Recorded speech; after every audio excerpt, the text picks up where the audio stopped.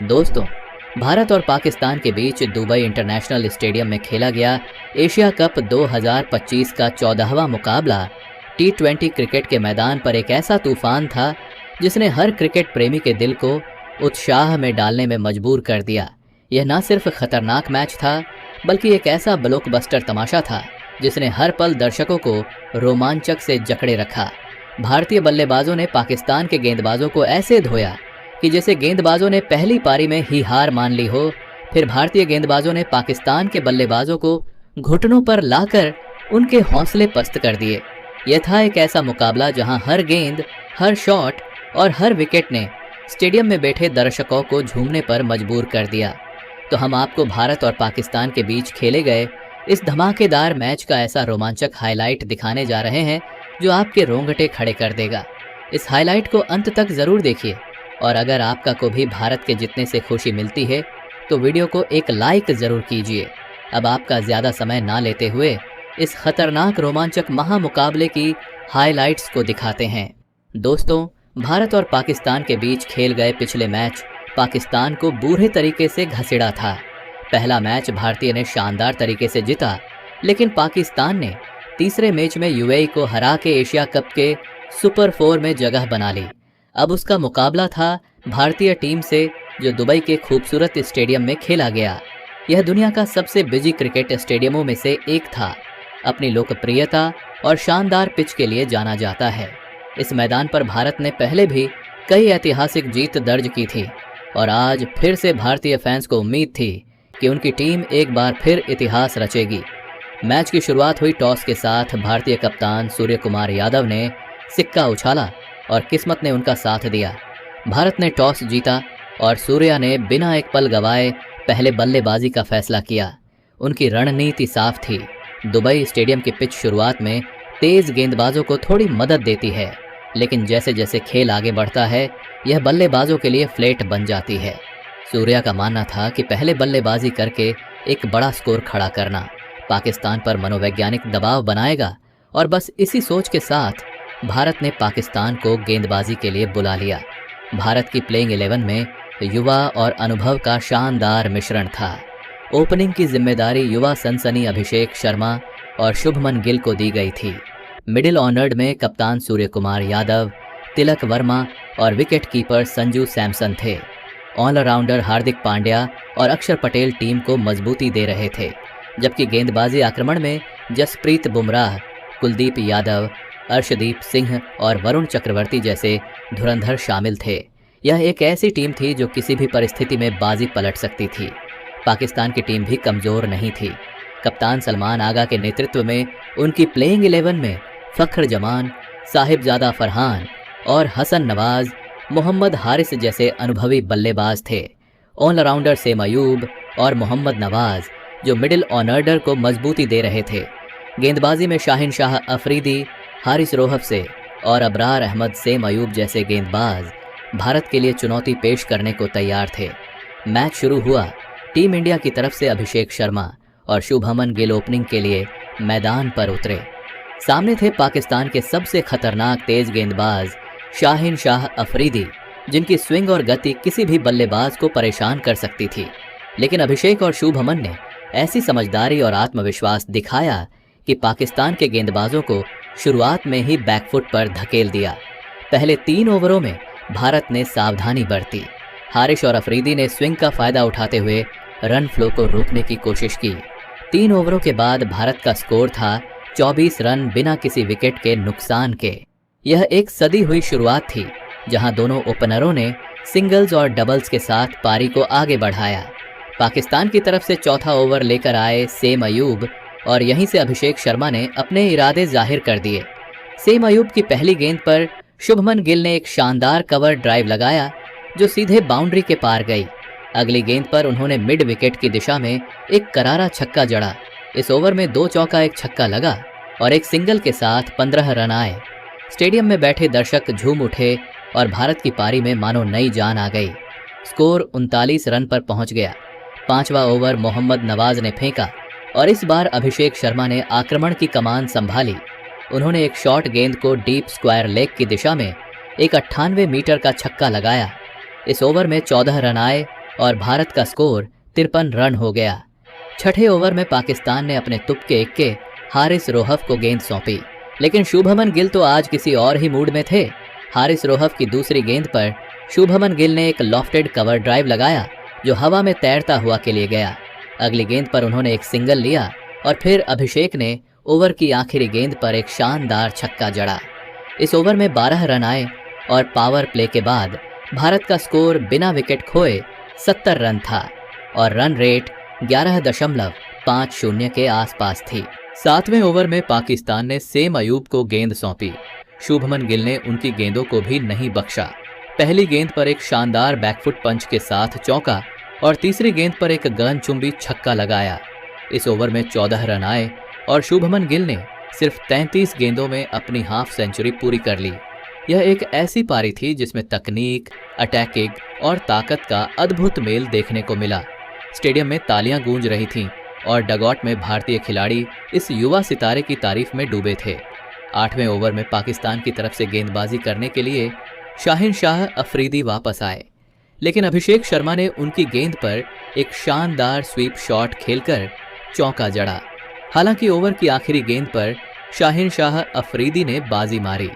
शुभमन गिल ने एक बड़ा शॉट खेलने की कोशिश की, लेकिन गेंद उनके बल्ले का किनारा लेते हुए मोहम्मद हारिस के दस्तानों में चली गई। शुभमन गिल 28 गेंदों में 54 रन बनाकर आउट हुए, जिसमें 4 चौके और 2 छक्के शामिल थे। भारत का स्कोर अब एक विकेट के नुकसान पर 89 रन था। अब मैदान पर आए कप्तान सूर्य कुमार यादव। सूर्या और शुभमन गिल ने मिलकर पाकिस्तान के गेंदबाजों पर दबाव बनाए रखा। 9वें ओवर में सेम अयूब की गेंद पर सूर्या ने एक शानदार लॉफ्टेड कवर ड्राइव लगाया जो कि चौके के लिए गया। अगले ओवर में अभिषेक ने हारिस रोहफ की गेंद पर लगातार 2 छक्के जड़े। भारत का स्कोर 10 ओवरों में एक विकेट के नुकसान पर 106 रन था।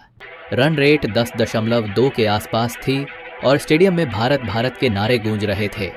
11वें ओवर में पाकिस्तान को दूसरी सफलता मिली।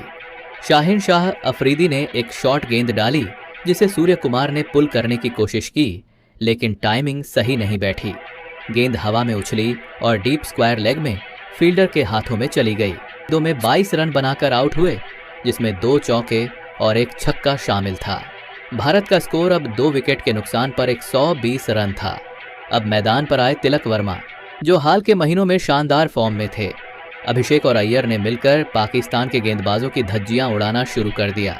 12वें ओवर में मोहम्मद नवाज की गेंद पर अभिषेक ने एक शानदार सिक्सर जड़ा जो सीधे स्टैंड्स में गया। अगले ओवर में तिलक ने सलमान आगा की गेंद पर एक शानदार लॉफ्टेड कवर ड्राइव लगाया जो कि चौके के लिए गया। 13वें ओवर में अभिषेक ने सेम अयूब की गेंद पर लगातार 2 चौके और एक सिक्सर जड़ा और इस ओवर में 16 रन आए। भारत का स्कोर अब 13 ओवरों में 2 विकेट के नुकसान पर 155 रन था। 14वें ओवर में अभिषेक ने एक खतरनाक शॉट्स खेले। उन्होंने नवाज की गेंद पर एक शानदार लॉफ्टेड कवर ड्राइव लगाया और सिर्फ 38 गेंदों में अपना शतक पूरा कर लिया। यह एक ऐसी पारी थी जिसमें 9 चौके और 6 छक्के शामिल थे। स्टेडियम तालियों और नारों से गूंज उठा, लेकिन क्रिकेट में ट्विस्ट कभी खत्म नहीं होते। 15वें ओवर में हारिस रोहफ ने ताकत वर्मा को एक स्लोअर गेंद पर चकमा दिया। तिलक वर्मा ने बड़ा शॉट खेलने की कोशिश की, लेकिन गेंद हवा में उछली और लॉन्ग ऑन में कैच हो गई। तिलक वर्मा ने 12 गेंदों में 120 रन बनाए, जिसमें 2 चौके और शामिल थे। भारत का स्कोर अब 3 विकेट के नुकसान पर 176 रन था। तिलक वर्मा का विकेट गिरने के बाद अब मैदान पर आए संजू सैमसन। अभिषेक और सैमसन ने पारी को तेजी से आगे बढ़ाया। 16वें ओवर में अभिषेक ने मोहम्मद नवाज की गेंद पर 2 शानदार छक्के जड़े और इस ओवर में 15 रन आए। 17वें ओवर में सैमसन ने हारिस रोहफ की गेंद पर एक शानदार कवर ड्राइव और एक सिक्सर जड़ा। भारत का स्कोर 17 ओवरों में 3 विकेट के नुकसान पर 199 रन था। 18वें ओवर में अभिषेक ने सेम अयूब की गेंद पर लगातार 3 चौके जड़े और सिर्फ 54 गेंदों में अपने 150 रन पूरा कर लिया। यह एक ऐसी पारी थी जिसमें 14 चौके और 10 छक्के शामिल थे। स्टेडियम में दर्शक झूम उठे और अभिषेक ने अपनी बल्लेबाजी से साबित कर दिया कि वह किसी भी बड़े स्कोर को हासिल कर सकते हैं। 19वें ओवर में सैमसन ने शाहिन शाह की गेंद पर एक शानदार सिक्सर और 2 चौके जड़े और इस ओवर में 16 रन आए। आखिरी ओवर में अभिषेक और सैमसन ने मिलकर 18 रन बटोरे, जिसमें से सैमसन के 15 रन शामिल थे। भारत की पारी 20 ओवरों में 3 विकेट के नुकसान पर 236 रन पर समाप्त हुई। टीम इंडिया ने पाकिस्तान को जीत के लिए 237 रनों का पहाड़ जैसा लक्ष्य दिया।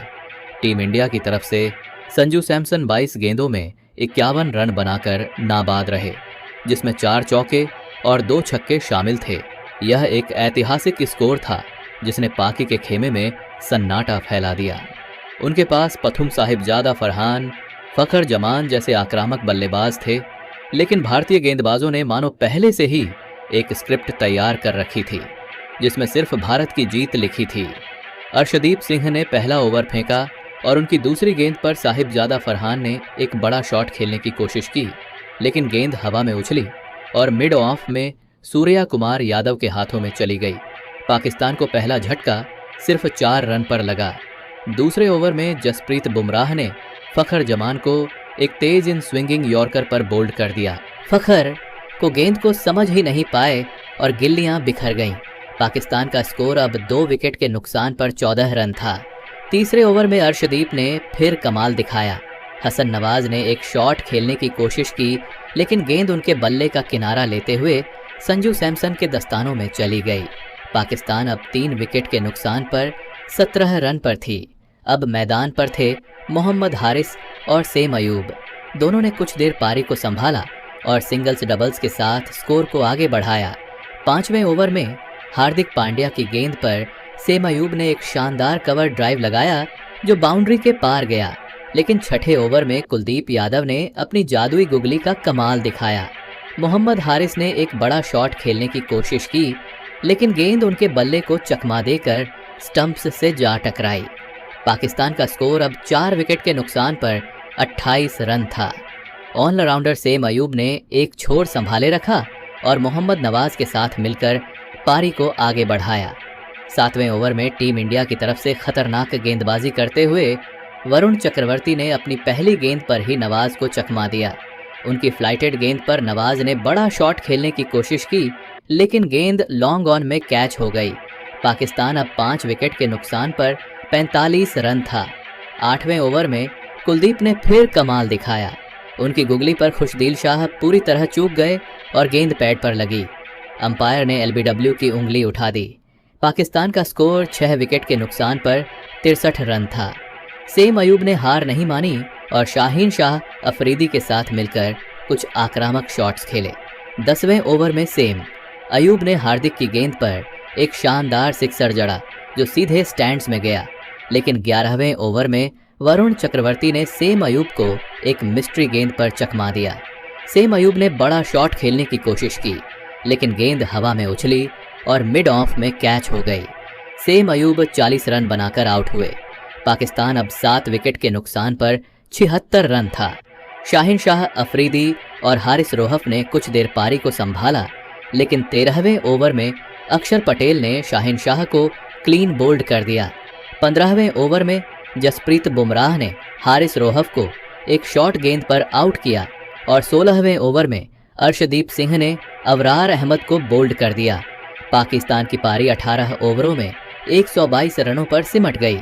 भारत ने यह मुकाबला 114 रनों से जीत लिया और सुपर 4 में धमाकेदार अनअटरी की। टीम इंडिया की तरफ से गेंदबाजी में कुलदीप यादव ने 4 ओवरों में 29 रन देकर 3 विकेट लिए। वरुण चक्रवर्ती ने 4 ओवरों में 22 रन देकर 3 विकेट लिए। देखकर 2 विकेट हासिल किए। अर्दीप सिंह और अक्षर को 2-2 विकेट मिले, जबकि बुमराह ने 1 विकेट लिया। भारतीय गेंदबाजों ने पाकिस्तान को कोई मौका नहीं दिया और उनकी बल्लेबाजी को पूरी तरह ध्वस्त कर दिया। इस मैच का असली हीरो था अभिषेक शर्मा। उनकी 159 रनों की नाबाद पारी ने न सिर्फ स्कोरबोर्ड को रोशन किया, बल्कि हर क्रिकेट फैन के दिल में जगह बना ली। Man on of the match का खिताब अभिषेक शर्मा के नाम था और यह पूरी तरह उनका हक था। दोस्तों, यह थी भारत की पाकिस्तान पर एक ऐतिहासिक जीत की कहानी। दुबई इंटरनेशनल स्टेडियम में खेले गए इस 14वें T20 ने साबित कर दिया कि भारतीय टीम किसी भी चुनौती को पार करने में सक्षम है। आपके हिसाब से इस जीत का असली हीरो कौन था? आप खुद नीचे कमेंट करके बताइए और ऐसी ही नई नई वीडियो के लिए हमारे चैनल को ज़रूर सब्सक्राइब करिए। आपका बहुत बहुत शुक्रिया।